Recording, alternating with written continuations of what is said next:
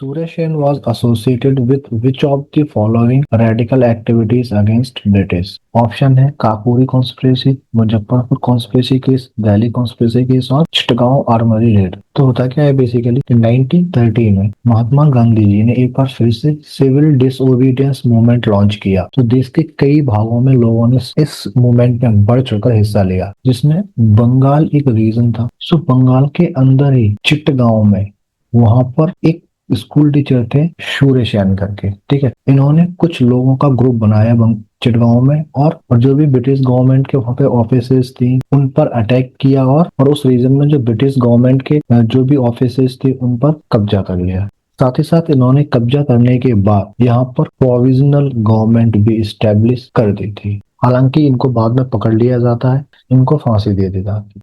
Now जो Kakori conspiracy है ये बेसिकली अगस्त 1925 में हुई। इसमें बेसिकली जो एचआरए के रेवोल्यूशनरी थे, हिंदुस्तान रिपब्लिकन एसोसिएशन के जो रेवोल्यूशनरी थे, उन्होंने लखनऊ के अंदर एक विलेज है काकोरी, वहां पर ट्रेन को लूटा था।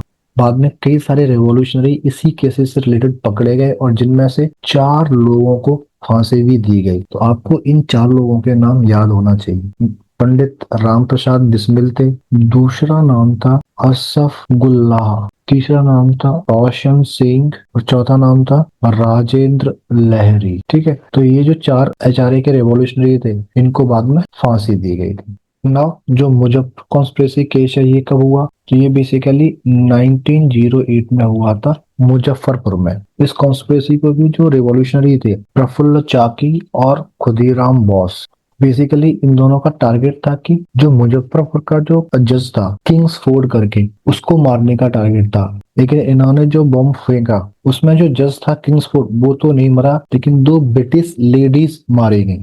इन रिस्पॉन्स जो ब्रिटिश पुलिस थी वो फायरिंग करती है, और फायरिंग में जो प्रफुल्ल चाकी होती है वो मारे जाते हैं, और बाद में खुदीराम बोस को पकड़ लिया जाता है और इनको फांसी दे दी जाती है।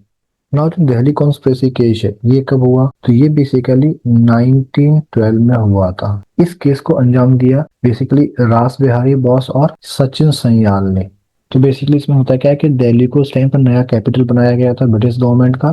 तो दिल्ली के अंदर जो चांदनी चौक है वहां पर जो वायसराय था हार्डिंग, उसका प्रोसेशन निकल रहा होता है, उसकी रैली निकल रही होती है, ठीक है बेसिकली। तो ये रास बिहारी बोस और सचिन सन्याल एक प्लान बनाते हैं हार्डिंगे को मारने का।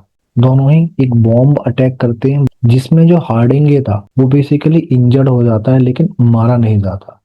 सो हमने 4 ऑप्शंस को एनालिसिस किया, और फाइनली जो हमारा इस क्वेश्चन का आंसर है वो है फोर्थ।